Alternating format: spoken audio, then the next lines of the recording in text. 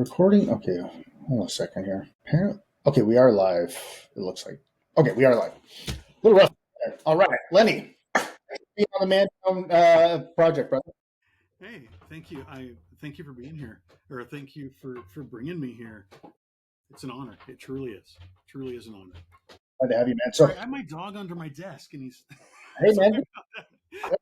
I can hear him. He sounds. I heard that low growl. I thought that was you for a second. No, no, I'm just a normal guy, man. I got a dog sits under my desk. It's if he's making noise, that's what it is. I'm sorry. Yeah, no worries. Yeah, so I'll let you tell your backstory in a second here. But first of all, in full disclosure, I just want to tell the audience that this podcast actually almost did not happen tonight. So it's been scheduled probably for a week and a half or a couple of weeks now. Yeah, And today was just a really, really brutal grief day.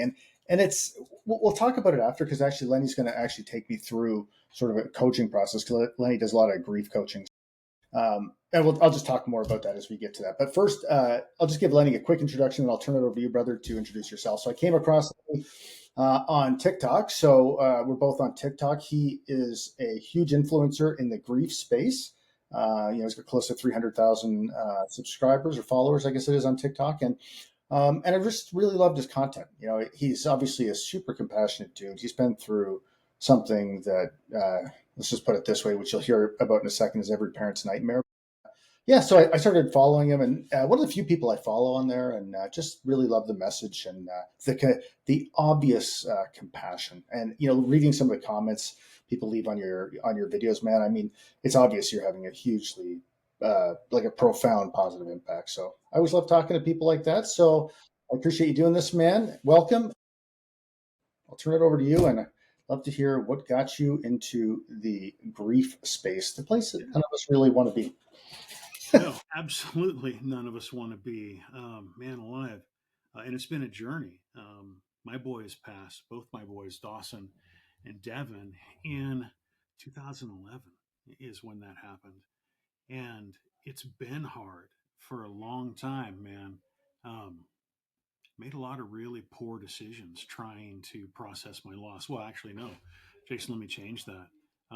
In choosing to not process my loss, but in choosing to try and just fill that hole, made a lot of really poor decisions that cost me a lot of really dear things. And we can talk more about that later if you want to. Um, but, Cal, 2011, my boys and I were out driving on an old country road, and Devin and I had talked Dawson into coming with us that day. And Dawson was 12, was getting to the point where, he kind of wants to do his own thing. Like I said, Devin and I talked him into coming with us. And we were having a great day. We were having a really, really good day. And Dawson says to me from the back seat, he says, "Dad, thank you for making me come today. I'm having a really good time." That's what he said. And I did what every parent has ever done. I know that you've done this, Jason. Anyone who's listening or watching this podcast right now has done this, whether being a parent or not.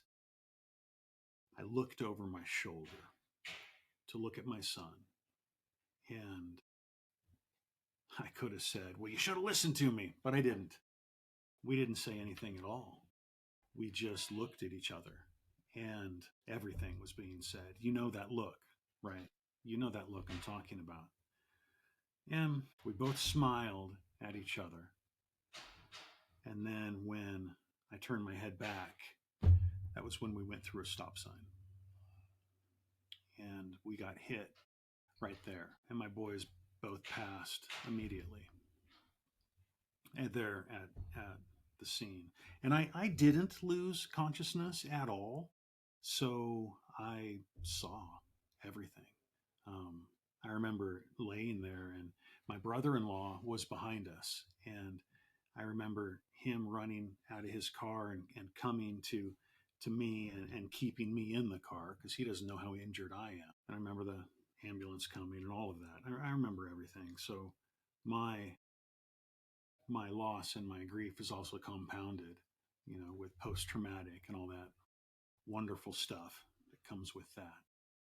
But Hey, Lenny, that's my yeah. can I ask you? I mean, do you remember the impact? And I guess maybe my next question is Yeah. at what point did you realize they had passed? Was it immediately, like Yeah. Well, I guess. Um, so, Jason, I try not to get too deep no? into what it was I saw and what it was that I heard. I heard and stuff like that. But yeah, I try not to that much. But I know that you've got a show and you've got listeners and you're trying to accomplish something very very deep here, and I understand that. So I'll tell you some. I'll tell you some of it. I remember the car getting hit, and I remember the car sliding up on its two wheels, headed toward the ditch. And I remember thinking in my brain, this is not a big deal. We're just going to slide into the ditch. We're going to get out. We're going to meet the other people, exchange information. No big deal. The car's going to stop. I remember distinctly thinking that. And I remember the car stopping. And I said to the boys, hey, you guys all right? And I turned and look in the back, and Dawson he wasn't okay. And I tried talking to him and nothing. And then that was when I turned to Devin. Devin had actually been thrown from the car. He wasn't in the car. Um, I did see Devin take his last breath, so I did see that. Uh, but both the boys passed right there. And I remember not saying a whole lot, but just having it fill my brain with all this stuff of what I just did.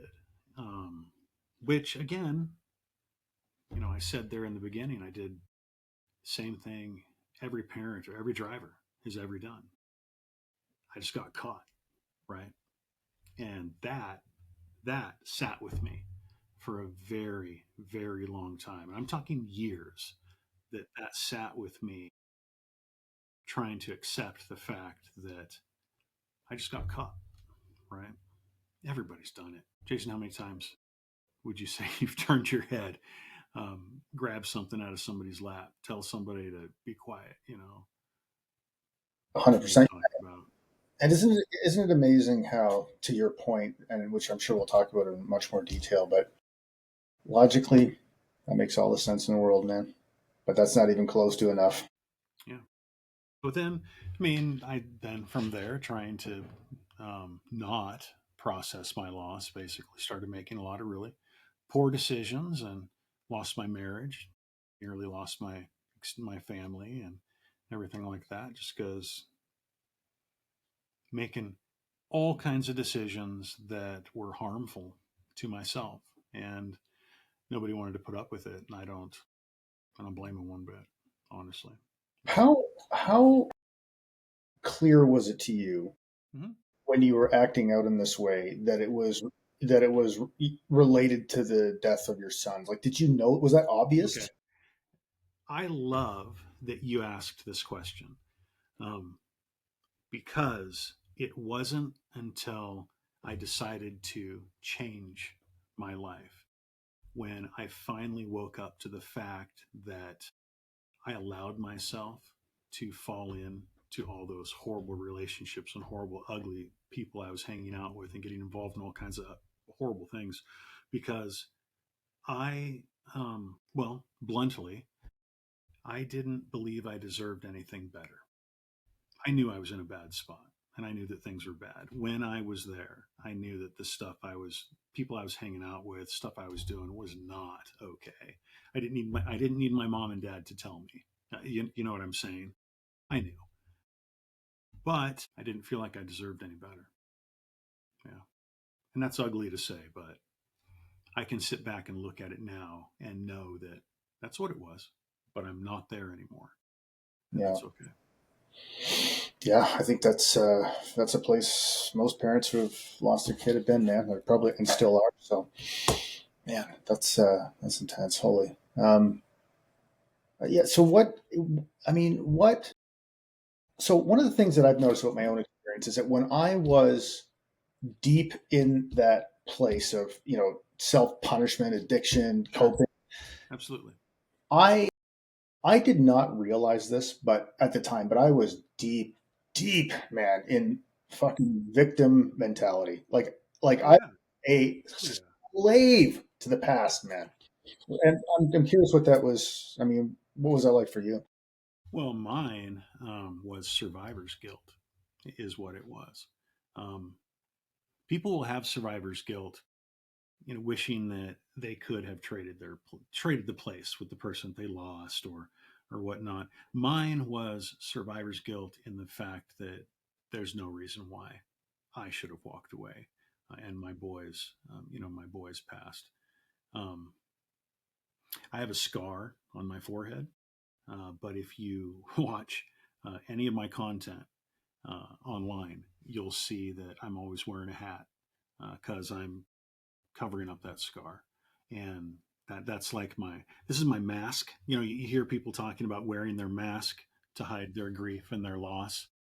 I have a physical one that I wear, and I don't have a receding hairline. I don't have gray hair. I don't have any of that. But it's like a security blanket for me. Only thing, man, is when I go and I do public speaking, like when I did the TEDx talk and when I spoke at the National Convention for Compassionate Friends, I couldn't wear a hat there. It didn't work for me to wear a hat there, so that I felt very very naked, you know, because yeah, is that what you're asking? I mean, I know we kind of went away, but Well, I don't survivor's guilt know. was I my don't big think so, but yeah. now I'm interested in the idea of that, like you not showing your scar. I mean, obviously, when you haven't shown the scar, nobody cares, obviously. So, Sure, I mean, yeah. is it? What's the? I guess what's the thought process behind keeping it hidden? I guess. Well, I don't know that it's as much a problem for me now as it was for a very, very long time, because I know what the scar is, right? It's the only injury that I had. I didn't have a neck brace for a month or anything like that, for a few days because they were concerned that maybe, right? But nothing was wrong with me. And it became one of those things where, when you have something on your face, right? And that somebody's talking to you and you can see their eyes just turn, you know what I mean, just a tiny bit. I'm doing it now. Can you right? So I'd be talking to people and the eyes would just go up, right, and back, and every time they looked up, it was a blaring neon sign for me. And then all I'm thinking is they're going to ask me how I got my scar. What am I going to say? Am I going to want to say, oh, I was in an automobile accident and my children died? That now opens up a whole can of worms. And people are going to want to know that story. I don't want to tell that story, especially at a time when I was feeding my, well, let's call it instant gratification, because I was trying to just fill that empty hole, the loss of my children and my marriage and everything like that. So yeah, I'm not gonna. I would just choose to hide behind it. Now it's a mask. It's a here. It's a thing. But not ashamed of it in any way. It's just Okay. something I do. Yeah. Was your what was your like? One of the things I think back from my experiences, my wife when I was drinking heavily. This was 2014, and this was after the death of my first wife. My wife, she made it very clear. Let's say that this I'm not ready to divorce you right now or anything like that, but like this isn't gonna be my life, like being married to a dog, right? And I remember thinking at the time, I don't know which one I'm gonna choose, man, because I don't think I can stop. So, then but so I guess when you were at that point where your marriage was on the verge or on the brink of dissolution, I mean, what was going through your head about I guess your contribution to it, or your like inability to get out of where you were, in the pit, let's say. Well, I was in a spot where I wasn't contributing anymore in a positive manner, And when it was, well, I'm not going to put up with this, that's just kind of where it was. And I was in a defeated place anyway. So I was like, okay, um, which is horrible. I look back on it now and that's horrible, but it's kind of just what it was. I mean, you were there, right? I know that you were saying you were struggling between, which one and which one was it that Yeah. you wanted, right? And that's It, just kind of where you're at. yeah. I mean, it was mostly because I had tried to quit drinking a million times, man. And like, what am I going to do? Promise my, like, I, the, I want to save my marriage. Like, this is what I'm thinking, but like, I'm like, what am I going to do? Promise her I'm going to do something that I friggin' failed to do, like, is more times than I can count. Like, I'm not going to do that because I'm probably just going to Sure. fail Yeah. again. You know, why Sure. put myself through that? That's kind of where I was, what I was thinking at the time. But then I, And oh, yeah, piece of and that garbage. makes sense. Makes absolute sense. Yeah. So, what was your? I mean, what I people who are listening to this conversation and obviously who watch your TikToks and work with you and hear you speak. I mean, you're in a very different place than you were then.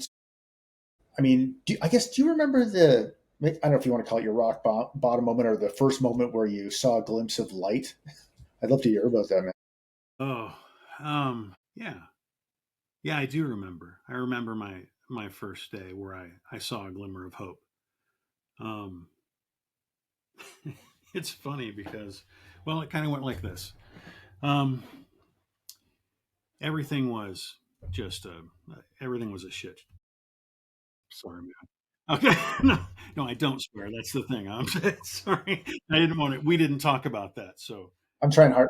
I wasn't sure where you were at, but I tend to drive a couple times now. So um, listen, but the thing is, was living with my parents. My parents finally said, um, it's time for you to change your life. Uh, you need to move. And I'm like, what do you mean? Like, you just need to start over. You need to move out of Oregon or far away from around here. And that was a struggle because I didn't want to leave where my boys were. You know what I mean. totally. And but they were right. I needed to start over, so I started making phone calls and applying to different jobs online and whatnot. And I found this call center job in Eastern Oregon. And I called. Sorry, I sent my stuff. I got a phone call from them. They want to interview me over the phone. I'm talking to them. I meet this nice lady who's their recruiter, and she was cool. And we're talking, and she offers me the job. But then everything fell through. I'm thinking, crap. Now what am I going to do? Uh, tried to find a job, still living with my parents. My parents keep saying, hey, you need to start over again, and they're right. How long after the accident was this? Oh, this was a few years. Yeah, This was years. a few years, but I tried living on my own. I tried doing all kinds of different stuff. It wasn't successful. But that's what they're saying to me. I know that they're right. One day I get another phone call, the same lady, right?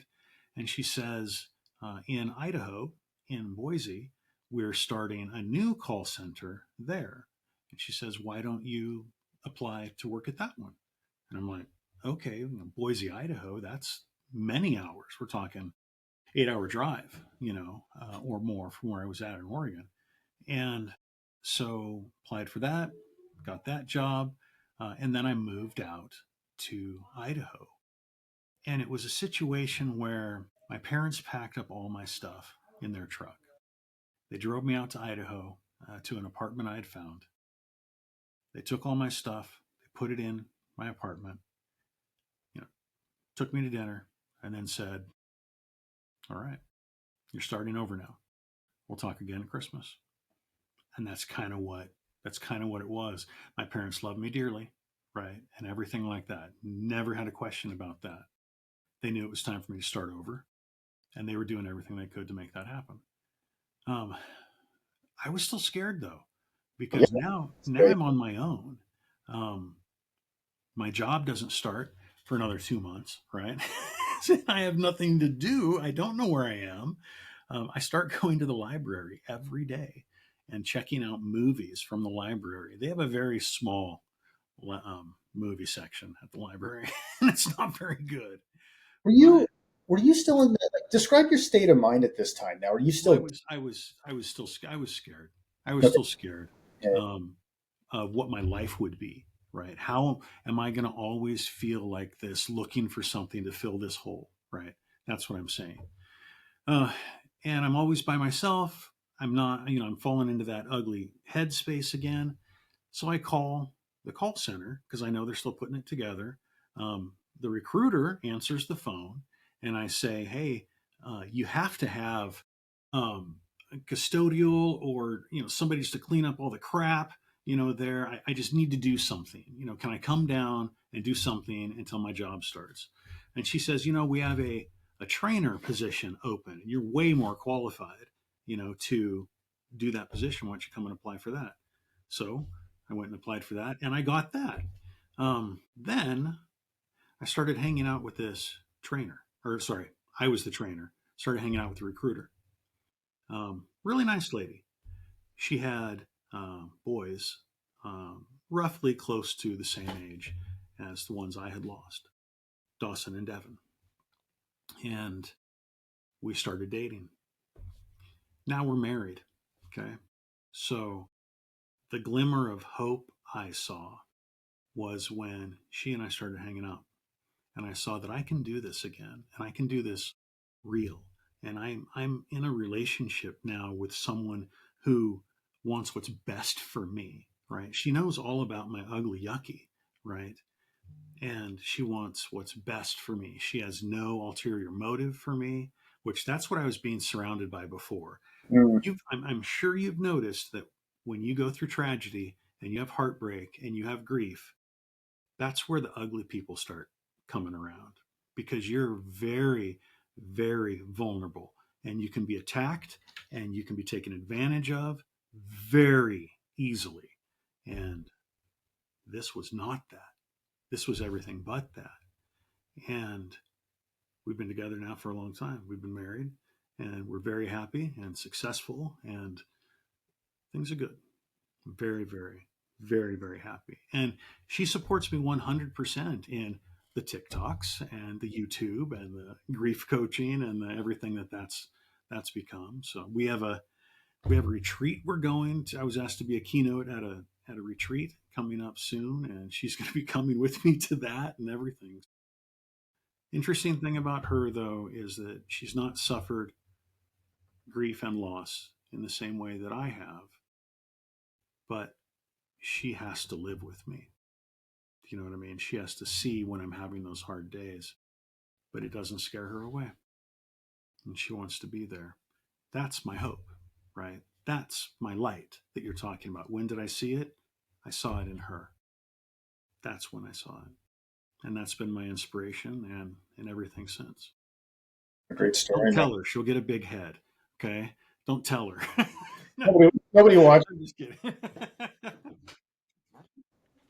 It's funny because I wonder if you look back, like, at at the time where you met, and because I look back at my wife, right, and when we met, and I'm like, your decision making was so unbelievably questionable.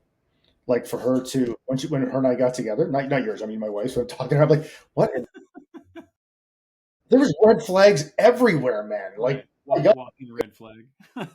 so clearly she saw something in me I didn't see myself. But I'm curious that, like, if when you guys got together, were you still, on a scale of 1 to 10, how much of a mess were you at that I time? was still a mess. I was nothing like what I was even months before that, but I'm still a mess, man. You could see it on my face. You could see it on your face forever, couldn't you? For a long time. And there are even still some days when you do. But it's not that way all the time. Not anymore. Not anymore. I wanted to, based on the conversation that you and I had earlier today, and that you were suffering with your grief. You had a big time ugly grief episode today, and that happens, man. That's normal. That's a part of it. That's a part. See, look at it this way, okay? And this is something that I try to coach to people. You had a hard day today, but you recognized that you had a hard day today. That's the difference. There are people who will have a hard day and say, I'm having a hard day. I need to step away, right? I need to process this. And that's what you did to me.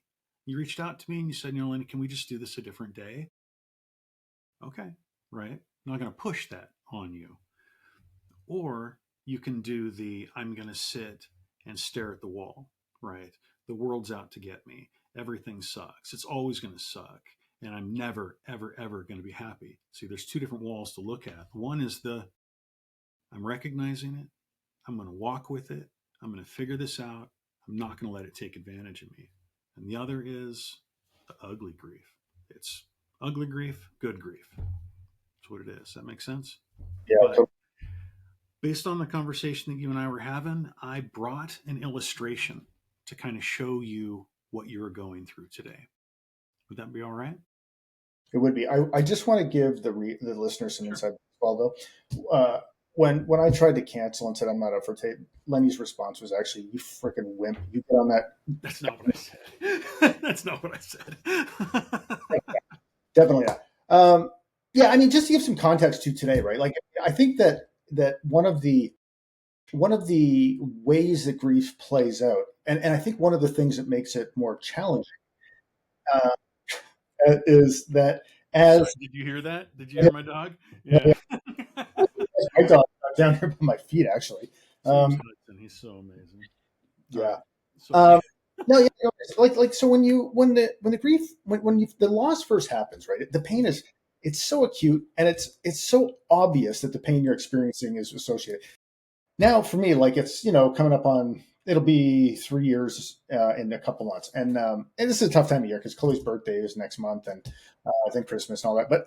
Um, but as time passes, what the way grief can play out in your life is it starts to become not so obvious. So like for me today, the way this is actually playing out in my life is right now is that I have these moments, like of course of feeling sad and missing and all that. But the way it's playing out in my life right now is that none of the things that I used to love to do like professionally are interesting to me. They're not nearly as interesting to me. I used to love these things, and this is my livelihood.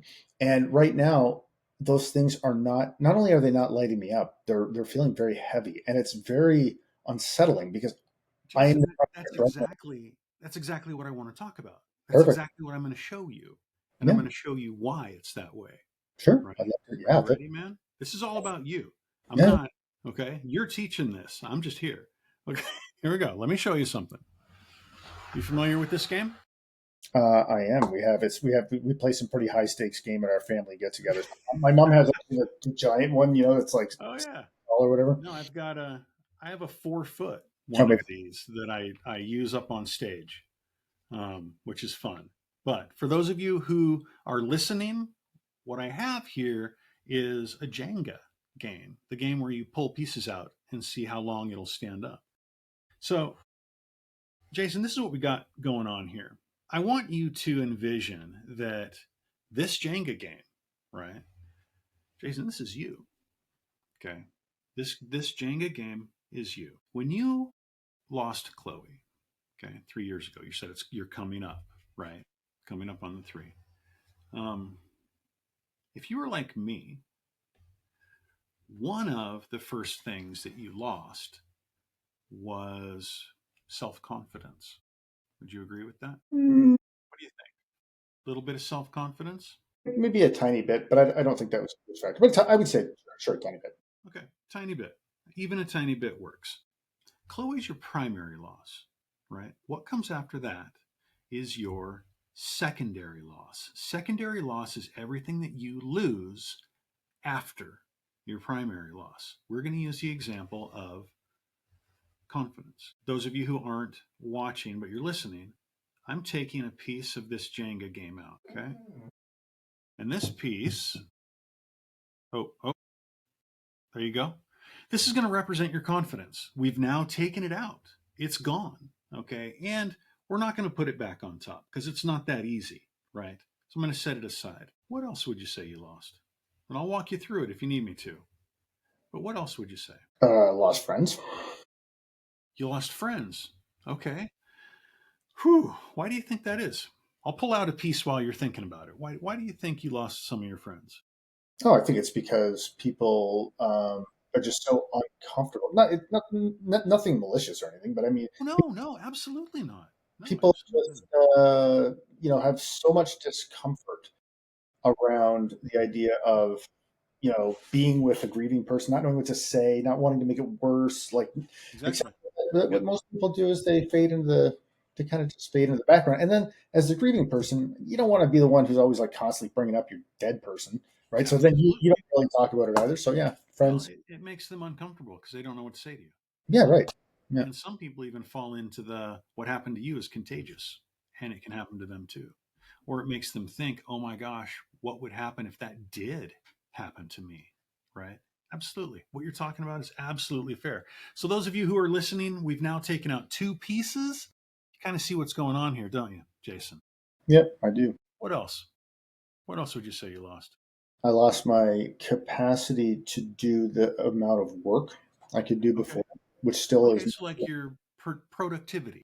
Yeah, sure. Is that what you're saying? Productivity slowed down? Okay. Here we go. Now I'm going to give you a couple that you've already said. So there's your secondary loss. There, I just pulled it out. Activity. You said that there are things that you used to enjoy, that used to bring you joy and comfort, things that you liked, right? But they don't do it for you anymore. That's a loss. Okay. So we're going to take that out too. Man, I packed this in good when I. Oh, there we go. There we go. For anybody that's listening, I just want to say that if you ever see in person, I'm totally playing you at Jenga here. Okay.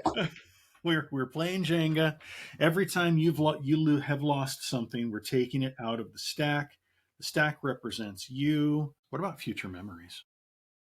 Sure. Absolutely, man. Right? Milestones in your life. You're not going to have those. Grandkids, That's grandkids. You're not going to be a grandpa, right? at So least you with Chloe. Yeah. not from Chloe. Yeah. So future memories. I have a friend who, um, her son had just gotten engaged. Here we go. There's a piece. Had just gotten engaged and got in an automobile accident and died. At his service, um, people were coming to my friend saying that we just got his wedding invitation in the mail. That's a hard one, right? That's a hard one. But that's exactly what we're talking about, isn't it? Did your loss affect your finances? Thankfully. Thankfully. Good. Because that's a big one too, isn't it? You've heard those stories. Oh, People man. that don't want to go to work anymore, they end up losing their jobs, right? Because they don't want to participate. They don't want to go to work. They don't want to tolerate people anymore. Yeah, yeah. It's a very real one too. Dude, I cannot imagine what it would have been like if I was in this. Like, I'm in business with people I love being in business with. Like, they Sure. were super supportive. If I had to Yeah. go to a job I hated with a boss, Oh I yeah. could stand in a fucking That was cubicle. just a jackass. Yeah. Oh Yeah. my God, man. I would, I don't even know how, I'd probably still be on disability. Well, yeah. What if you had one of those bosses? And I've heard this story over and over again. Um, it's been a week. You know, isn't that enough? Can you get back to work now? Yeah, absolutely. That's a real thing too. All right. What else we got? Sleep. Hey, totally cool. That's a good one. There we go. That one's coming right. How about this? I know I can speak for myself. I lost my boyish figure. I gained 40 pounds after my boys passed. Definitely gained weight. Okay. Well, so we can't say you gained weight because that's gaining something. You didn't lose it. So we have to say that you lost your boyish figure too. Okay. That's what we're gonna say. I gained a fat ass. There. Or you lost a skinny one. Yeah. There you go. All right, perfect. So we got that.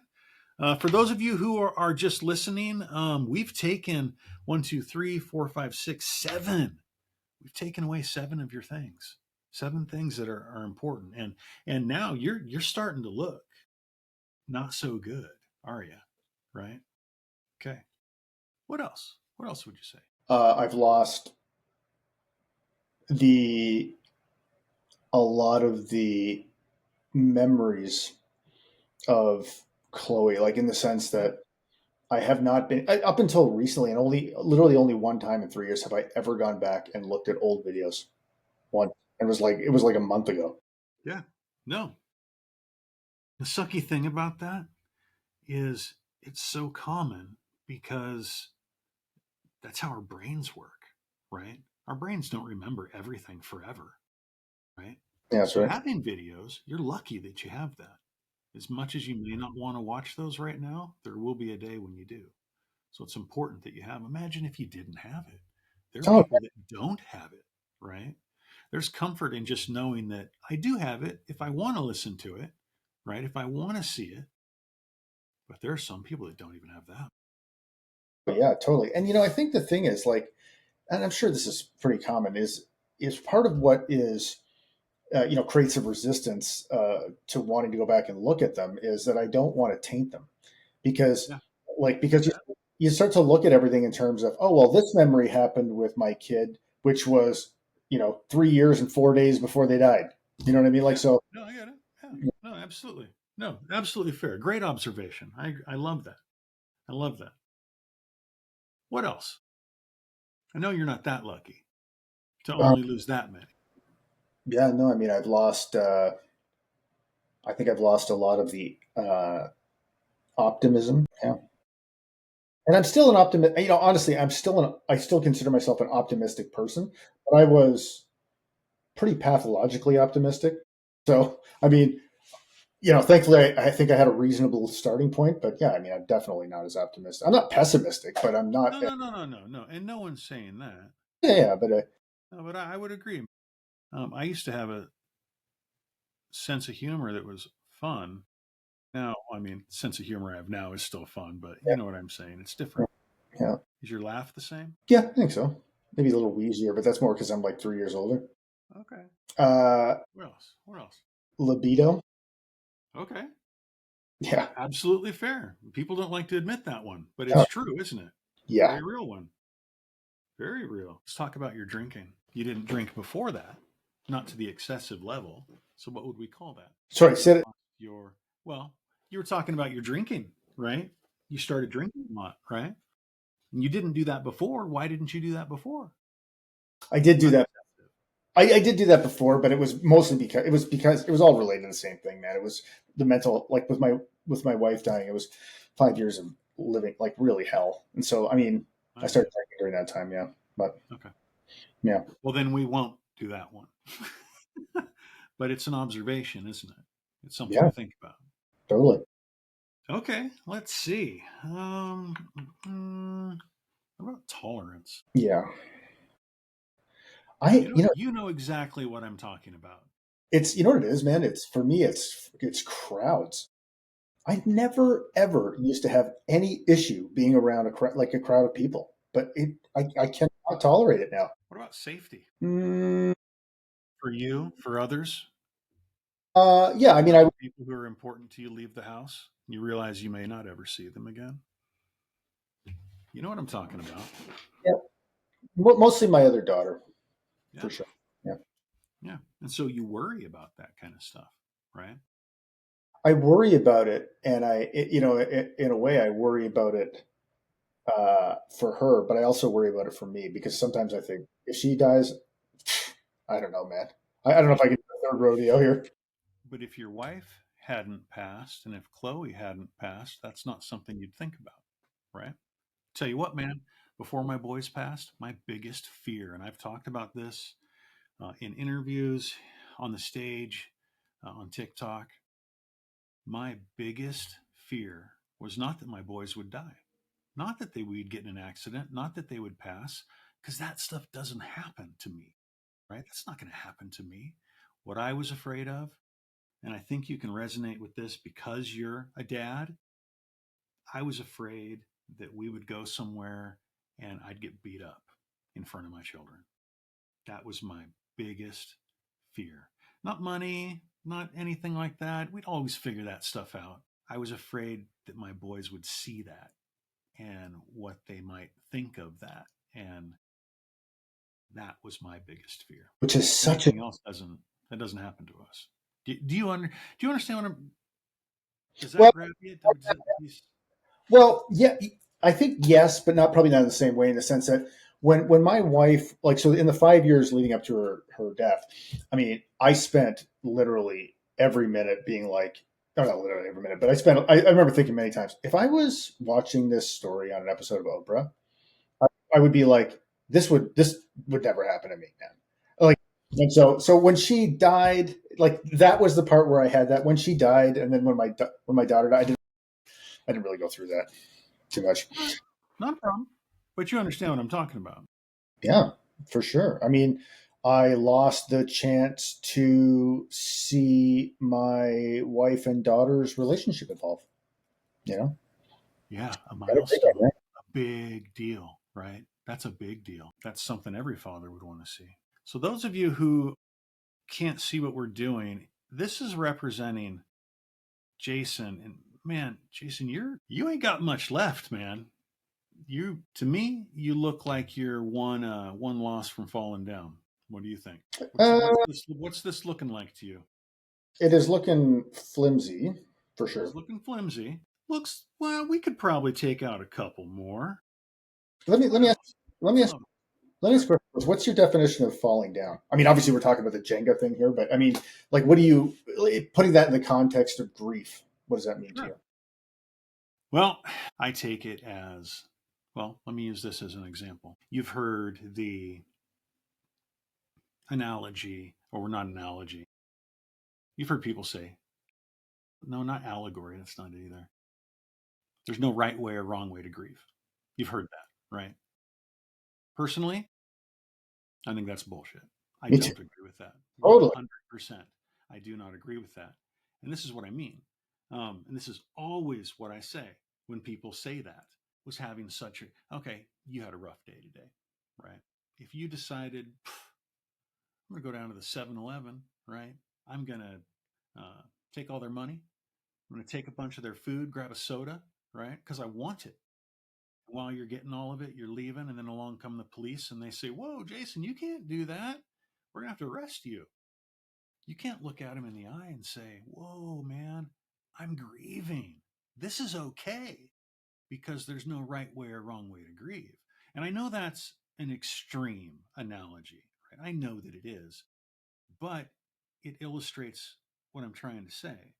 If I'm doing something that is harmful to other people in any way, in any way, and try to justify it as I'm grieving, that's wrong. That is the wrong way to grieve. That is falling down. And that is not okay. So when you want to say there's no right way or wrong way, bullshit. I don't agree with it.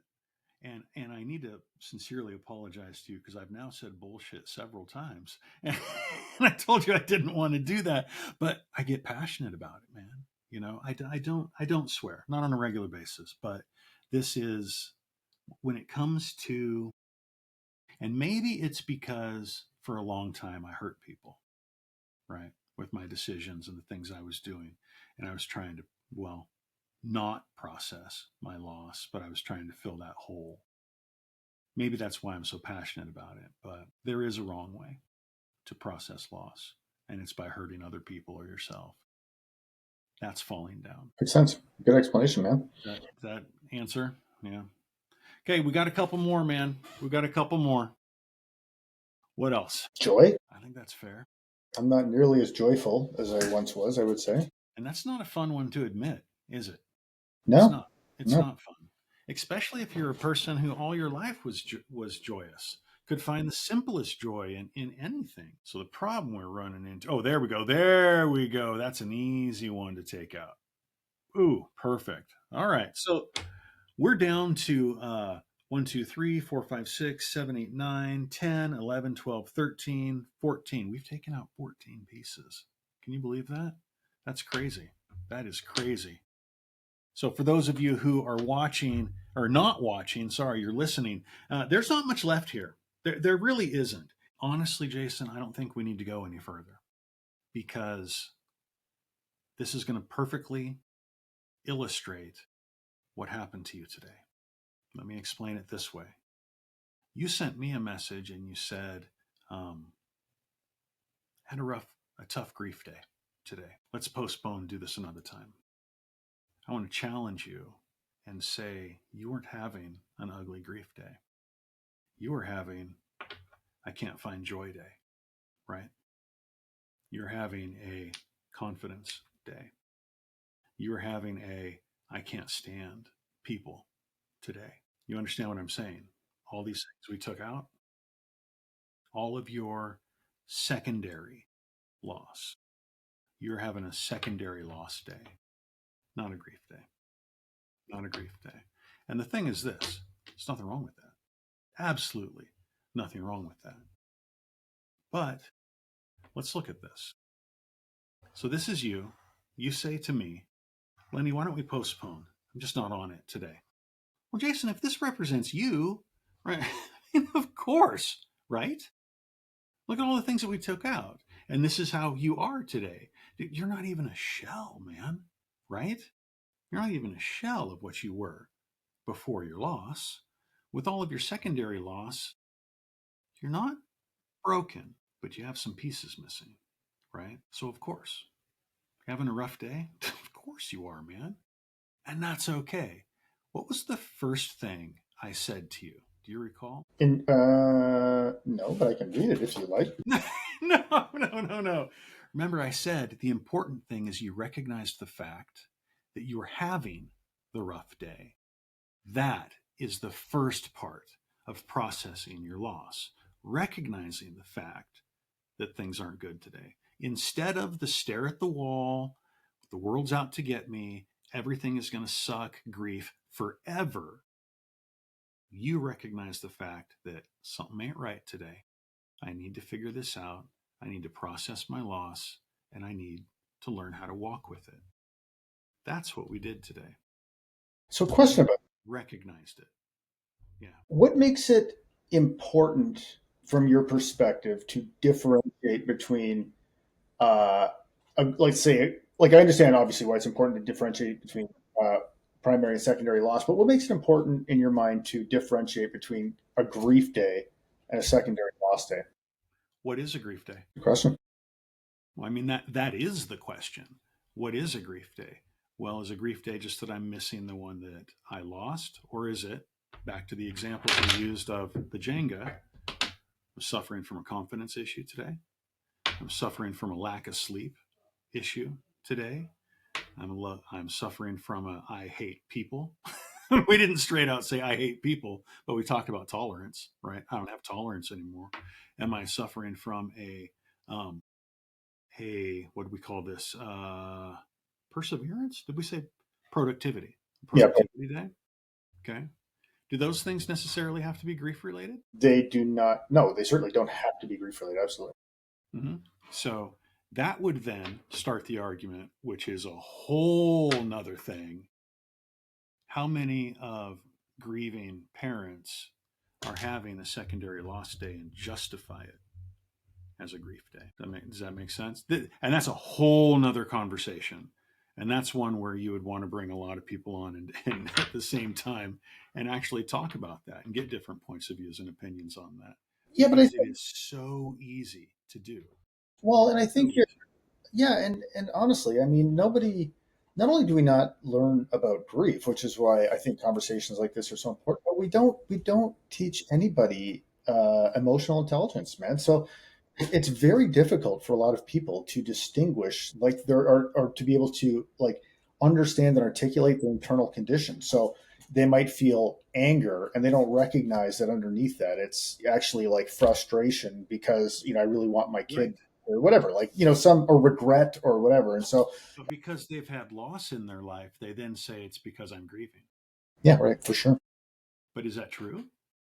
See, that's the question. I mean, it could be, That's it where also may not be for right. sure. Could it be? Absolutely it could be. Or could it be a justification? Right way and wrong Sure. way to grieve. Right. Yeah, totally, man. But it does. It comes back to education, like what you're talking about. It comes back to understanding your loss and your grief and your secondary loss and where your head's at. You know, you could have a confidence day, And you could have a day that is just crushing and all those secondary losses because all you can think about is Chloe and how much you miss her. Absolutely justifiable.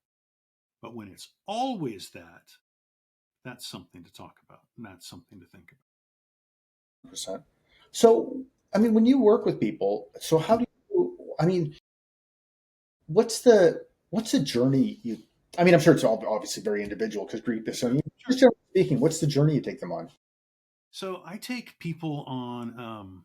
Well, first of all, I hate the word journey. I hate that word so bad Hey, because well, to me, and I'm going to say this because it's a pet peeve. Okay, um, I hate the word journey because it makes me feel like I'm Frodo, right?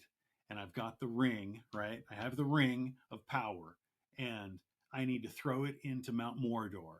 And once I do that, my journey's over. I get to go home. I accomplished my goal, right? Which was to throw it in. And it's ugly, man. That whole trip, that he lost friends, he lost, that ended up passing during that time. He lost physical health. I mean, he got injured. These are all horrible, ugly things that happen in grief, right? But the suggestion is all he had to do was make it to the mountain, throw it into the deal, and that was his journey. That was his challenge. But that's not what grief is, right? So what I encourage is learning to walk with your grief, understand your grief, and practice what I call good. Whoa, hey, buddy, look at that. I was like, dude, that, hey, stop. I feel like he was like being like a, Well, yeah, he's go. getting passionate. He Yeah, yeah. knows what I'm about to say. He's picking up what Um, you're putting down, man. yeah, he's he's smelling what I'm cooking. Yeah. Okay. No, I teach good grief, right? Rather than the ugly. Like I've said it a couple times. The ugly stare at the wall. The world's out to get me. All that kind of stuff. That kind of grief, right? But good grief. I'm going to remember those times that we had together and find positivity in that. Learning to walk with it rather than letting it bog you down and keep you in that ugly grief space. Let me ask you this. I know that you have met other people who are grieving the loss of a child or a spouse or a grandparent or someone just desperately important to them. And you've seen a difference between people who want to understand it and learn to walk with it and people who want to use it as a crutch.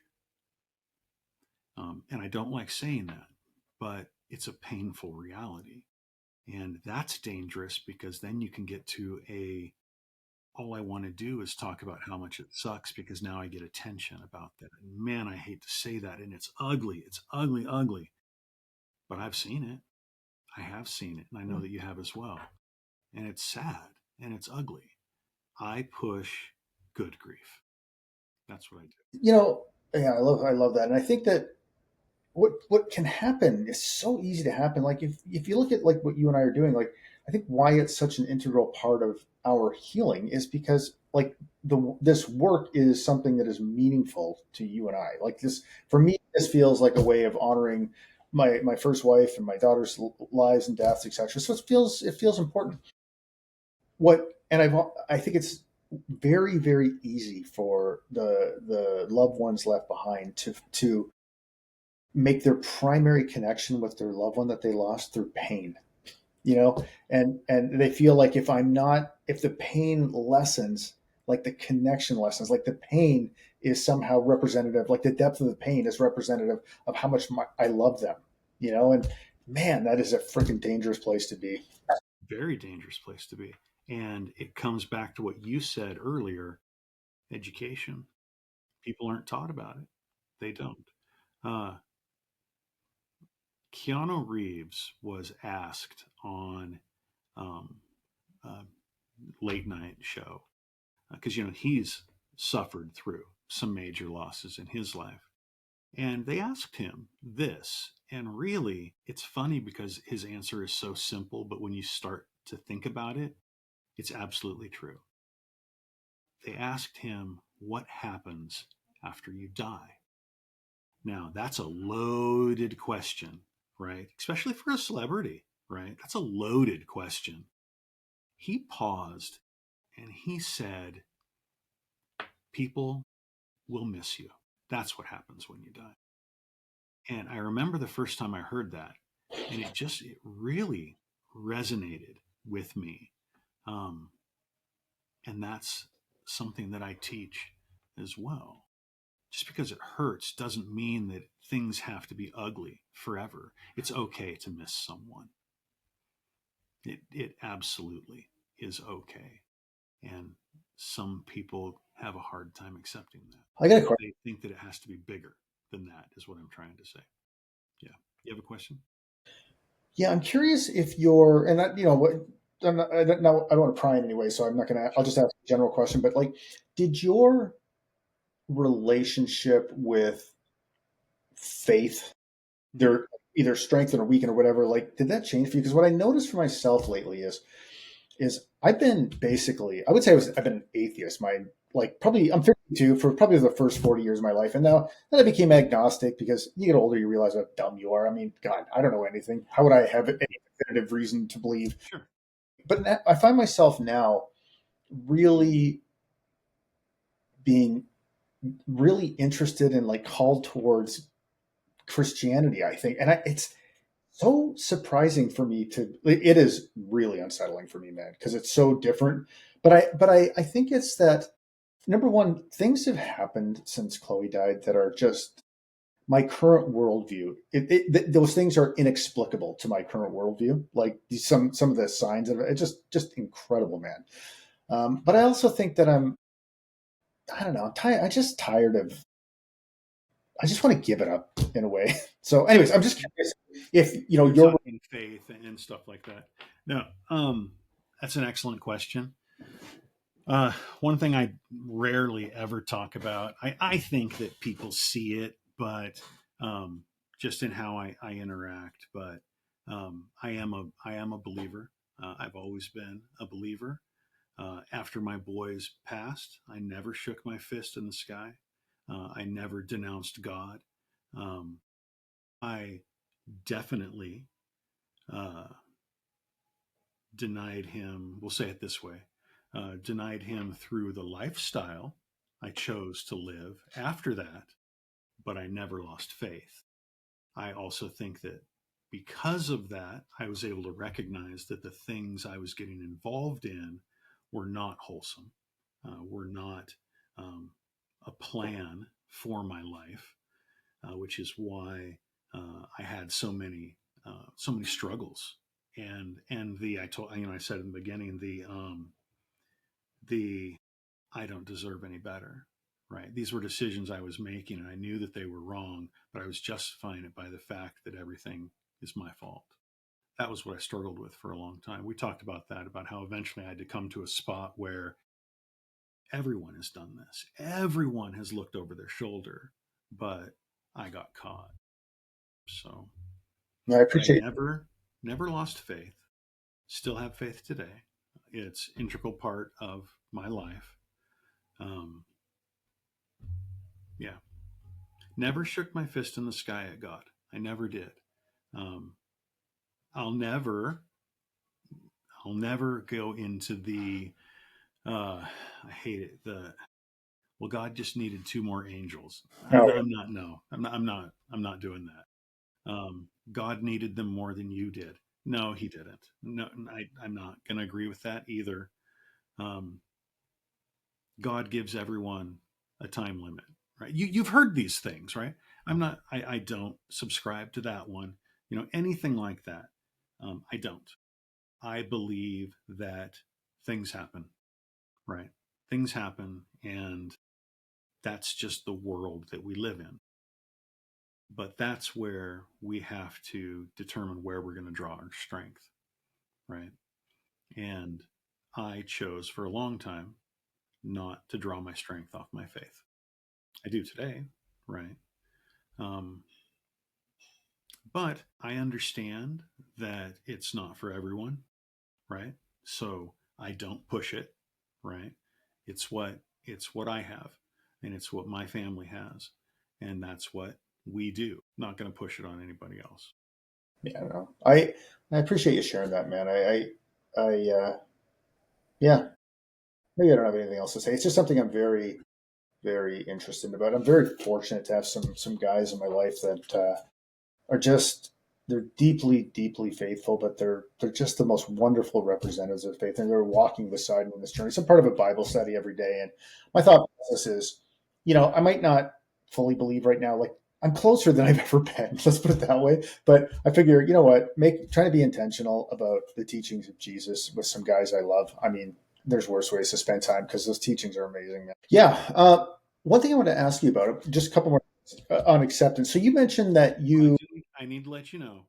I got about 10 minutes because I told my wife I'd play Stardew Valley with her tonight. 10 minutes. If you take that from me, No way. okay. I don't want to trouble, man. I don't want to trouble. Your wife sounds like a freaking princess. I want to be on the good side.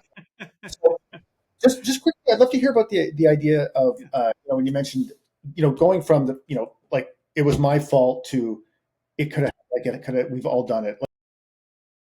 I'd love to talk just maybe just briefly about what the journey of acceptance is like to acceptance, because I kind of thought that I think that it was like flipping a switch. But what I but really I found what it is. It's more like it's like this continuum where I go from maybe not being able to accept it to then being able to accept it sometimes, but most of the time not accept it. And like slowly working it to like I accept it way more often than I don't accept it. Maybe I'll get to some point where like, I don't feel guilty at all. I just totally accept it. But I'm closer there. So I'm curious what that journey of yours has been like. Well, I mean, I it mean, just comes back to kind of what we were talking before, where my big revelations came once I met Tina and I saw her family and I saw her lifestyle and I saw that she had everything that I needed in my life and everything that I wanted and everything that my God wants for me. So that's, and then that, that's where you start to think about things and recognize things. And she and I had many conversations where I got caught. I mean, Jason, we were talking. How many times have you done that, man? How many times you looked over your shoulder? Endless, countless, right? You can't put a number on it. And I don't know how many times I did it before that happened, right? gotcha. Yeah, man. One last question. I mean, people are looking, they're listening to this or watching you. They're seeing like a, guy who's got it together, man, who's come through the. Okay, I I mean, got to stop you there. just, You can't think I got my shit together. I do not think you get your shit together. Trust me. Okay. I got nothing to mind together. But I'm curious, like for people that are like in it right now, what I would love for you to say is like, what is it like for you now? Like you're in a good place, but how does grief show up for you now, even all these years later, right? Because we're always going Okay. to be grieving dads, No, man. absolutely. Totally fair. Um, for me, it's going to be triggers, right? Basic things that will. Tina is so good for me. She drives everywhere we go because because rush hour can be a trigger for me. Lots of cars, not rush hour, but lots of cars can be a trigger for me. Country roads can be a trigger for me. Um, Cars driving right up to the red light and then they go through. You know what I mean? That you should have stopped, buddy. Right? That can be a trigger for me. Basically, anything driving related. People in front of us that don't use their blinker. Right? That can be a trigger for me. And watching movies and there's a nasty car wreck or whatever, like Fast and Furious movies, I can't watch those. I can't watch those movies. Even if they don't crash, they're driving super duper fast, buzzing around corners, and that stuff gets me too. Um, so for me, it's mostly triggers. Other than that, I'm pretty good. There is one time a year. Uh, well, no, I'll say it's a season um, that's really, really hard for me, and it's right now. We're getting into holidays, right? But my problem is Dawson's birthday is on the 21st, so December 21st. Then we have Christmas, the 25th. Then we have the anniversary of the accident, which is January 22nd. And then the next month we have Devin's birthday on the 26th. So I have December, January, February, all major milestones. in a grieving process. So every year, that's a rough time for me. But I have an amazing wife that treats me very gently during that time, and is always checking on me, daily, and even, hey, let's go do this, stuff like that. So I'm in a good spot, man. I'm glad to hear it, brother. You guys funny because I that's the kind of same thing for me. Chloe's birthday is the 16th. Christmas, the anniversary of that's February, and then Cindy's birthday and date of death are in March. So, anyways, man, I really, really appreciate you taking the time to be here Oh no, and share my your. honor, man. This was wonderful for me. Thank you, thank you. And so, for anybody, I'll put it all in the show notes too. But what is the best way for people to learn more about you and your work, and maybe work with you? Well, obviously, I have my own website, lennyhuntcoaching.com, and you can reach out to me there by setting up just a phone call. No obligation to do anything, just a phone call, and we can sit and talk for a little while about your loss, and then, of course, we'll also talk about what it would be like to coach with me. I have a program that's 12 weeks long where we focus on your grief, walk through it together, and find good grief. And I can promise you good grief by the end of 12 weeks because it's not as difficult as people think that it is. But I also have what's called uh, the Good Grief Group, and you can find that at thegoodgriefgroup.org. Not .com. That was going to cost me 5 grand to get .com. Can you believe that? But .org, I got that for a buck 50. So it's good. That's how it is, man. That's what it is. You ever bought a website before? I just the cheapest domain name, man. Like Oh the yeah. So it's thegoodgriefgroup.org. And what is cool about this is it's just a community of people. I give them a an affirmation every day. I give them a question just to answer that day, a survey to answer that day. And the coolest thing, Jason, is that you're going to go in and you're going to answer that question. And you're also going to see that 3 other people answered that question too. And you get a chance to look at what their answers were. And then that's when you're going to go, what the hell? Chad, Chad answered the exact same thing that I did. That's so, I'm not alone here in this feeling. He gets it too, right? And these are people who've lost children, lost siblings. It's not, I mean, it's across the board, parents as well. But beyond just those 3 things every day, it's got some relaxing ASMR on there, video on demand video courses that I've put together with quizzes and everything. So, I mean, there's a lot of really, I have coloring coloring sheets on there if that's something you're interested in. somebody over the edge, man. But yeah, but seminars, all kinds of stuff that I do on there, and that's the goodgriefgroup.org. It's a really, really, really neat thing. So, how about I give you a coupon code? How about that? That I'll sounds say great, it on the man. show as well. Give you Yeah, a coupon absolutely. code. Thank you. I appreciate that, Yeah, man. of Awesome, course, brother. Thank you, man. not a problem. I appreciate it. This was good. Yeah, Thank you. for me Thank too. you. Yeah.